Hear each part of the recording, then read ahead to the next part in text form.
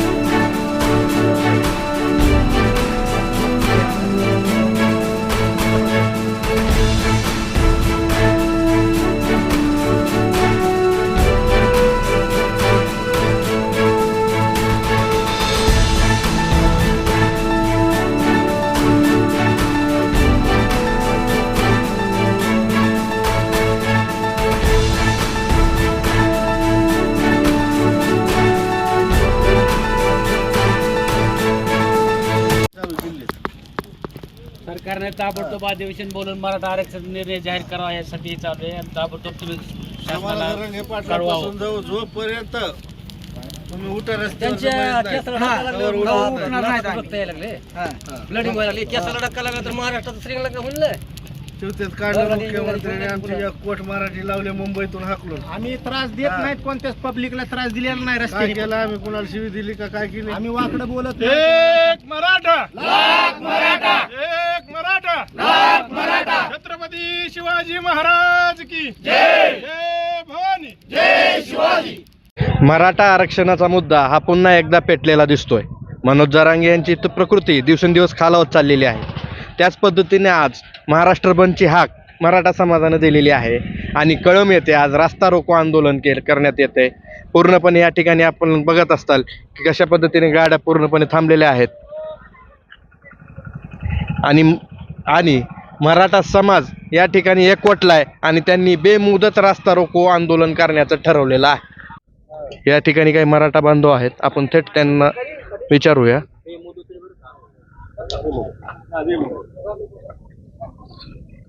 मनोज जरांगेंची प्रकृती ही दिवसेंदिवस खालावत चाललेली आहे। सरकार याला कशाच पद्धतीने गांभीर्याने घेते असं दिसत नाहीये। काय वाटतंय तुम्हाला? सरकारने लवकरात लवकर निर्णय घ्यावा। जर मनोज जरांगेच्या पाटलाच्या केसाला जरी धक्का लागला तर लय अवघड परिस्थितीला सामोरं जावं लागणार सरकारला। त्यांनी आज जवळपास 5 दिवस आहे त्यांच्या उपोषणाचा। त्यांनी पाणी सुद्धा घेतलेलं नाहीये, वैद्यकीय उपचार सुविधा सुद्धा ते घेत नाहीयेत कशाच पद्धतीने। त्यांची प्रकृती आता चिंताजनक होत आहे। याची सरकार म्हणजे एकदम शेवटच्या टप्प्यात सरकार गंभीर का होतंय? कारण काय झालेलं आहे, ह्याच्यामध्ये सगळं काही राजकारण ह्यांचे पक्ष बदली ह्याच्याकडे जास्त चालू आहे ह्यांचं। मराठ्याकडे कोणा पहिल्यापासून दुर्लक्ष केलं जातंय। पहिल्यापासून देते तर 4-2 महिन्याचं आरक्षण देतात की त्याच्यावर आणखी स्थगिती आणतात। मग आता पाहिजे आम्हाला एकदम टिकाऊ आरक्षण, यासाठी दादा बसलेत आणि दादाच्या केसाला धक्का लागला तर मग अख्खा महाराष्ट्र उभा राहणार नाही, श्रीलंकेसारखं होऊन जाईल पुन्हा। 15 तारखेला वर्षा बंगल्यावर मीटिंग होणार आहे, पण ही मीटिंग राज्यसभेसाठी होणार आहे। म्हणजे सरकार अजून पण त्यांचे सत्तेचं समीकरण बसवण्यासाठीच मीटिंगा घेते, पण मराठा आरक्षणाचा मुद्दा तातडीनं सोडवण्यात यावा यासाठी काहीच अजून पण काही हालचाली दिसत नाहीयेत। मराठ्याची जी की झालेली आतापर्यंत त्याची फक्त पांगवा करण्यासाठी सरकार पळवाटा काढायला लागलेलं आहे। मुंबईपर्यंत गेलेले बी मराठा सगळे त्यांनी असेच येडेत काढून वापस लावलेले आहेत। आता जी 5-6 महिन्यापासून जरांगे पाटलांनी सर्व स्वतःचं कुटुंब सोडून समाजासाठी लढायलेले आहेत। काल तर अशी परिस्थिती आहे त्यांच्या नाकातून रक्त गळायले। आज ही परिस्थिती तिथं एक 5-10 हजार लोक बसून आहेत आंतरवलीला त्यांच्या ह्याच्यामध्ये। पण त्यांच्या समर्थनार्थ आज मांजरा पट्ट्यामध्ये आपले पूर्ण सगळ्याचे रस्ता रोको महाराष्ट्र बंदची हाक आहे। त्याच्यामुळं आम्ही जोपर्यंत तिथला निर्णय होत नाही जरांगे पाटलाचा उपोषण सुटत नाही तोपर्यंत बेमुदत आम्ही इथं रास्ता रोको करणार आहेत. असं कुठंतरी एक खंत वाटते का की मुंबईहून आरक्षणाविना आलं ती चूक झाली असं वाटतंय का? वाटतंय झाली, पण विश्वास ठेवला होता सरकारवर. मराठा मुख्यमंत्री म्हणून त्याच्यावर विश्वास ठेवला होता, पण मराठाच मराठ्याची घात करील ही असं वाटलं नव्हतं. जरांगे पाटील म्हणले होते, पण तरी ठेवला विश्वास. हाच समाज आपलाच मुख्यमंत्री आहे, पण त्यांनी पाठीत सुद्धा खूप शिलाला मराठ्याच्या. ज्या दिवशी त्यांचं उपोषण सुटलं होतं मुंबईमध्ये, वाशी येथे त्यांनी सांगितलं होतं की हा जो गुलाल आहे या गुलालाचा अपमान करू नका. त्या गुलालाचा अपमान झालाय असं वाटतंय का? हा नक्कीच झालेला असं वाटतंय, कारण त्यांनी शब्द दिला होता की गुलालाचा अपमान नक्कीच झालेला आहे. जिथून आपण मोर्चा घेऊन गेले होते जरांगे पाटील, तिथूनच आरक्षण न घेता माघारी आले, हीच मोठी चूक झाली.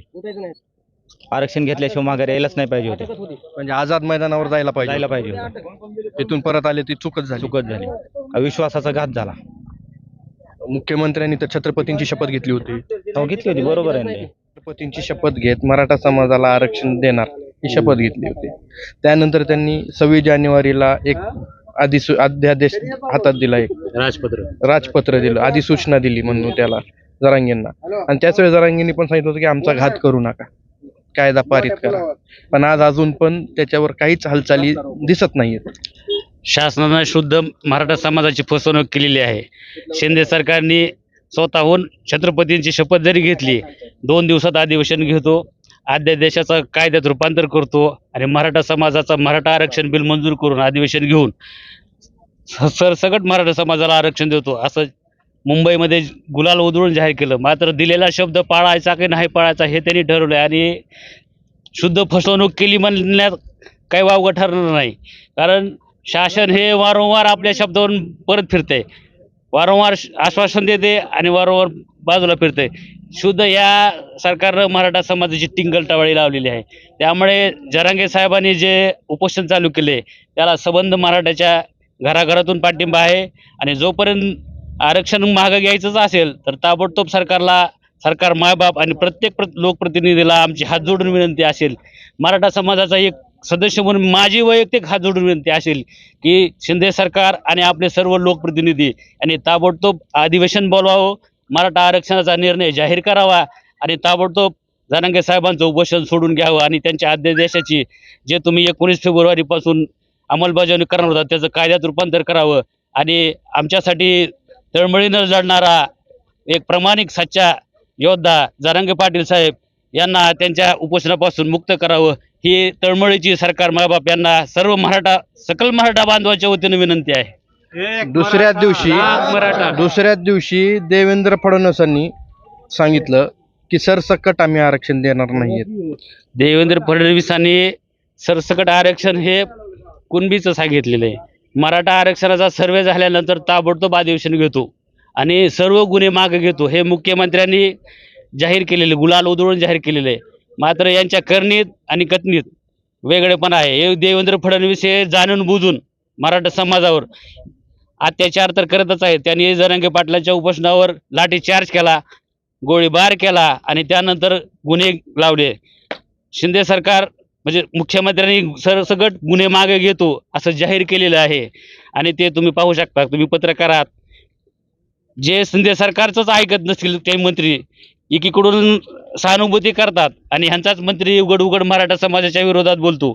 यामुळे यांच्याच एकी आहे का नाही, मात्र मराठा समाजात एकी आहे, मराठा समाज एक आहे, मराठा समाजाची एकजूट कायम आहे आणि मराठा एकजूट हीच आमच्या मराठा समाजाची शक्ती आहे. याच्या जोरावर आम्ही मराठा आरक्षणाचं बिल मंजूर करून घेऊ आणि शिंदे सरकारनं दिलेला शब्द पाळावा आणि आपण ही मराठा आहोत हे सिद्ध करून दाखवावं ही सर्व मराठ्यांच्या वतीनं त्यांना हात जोडून विनंती आहे.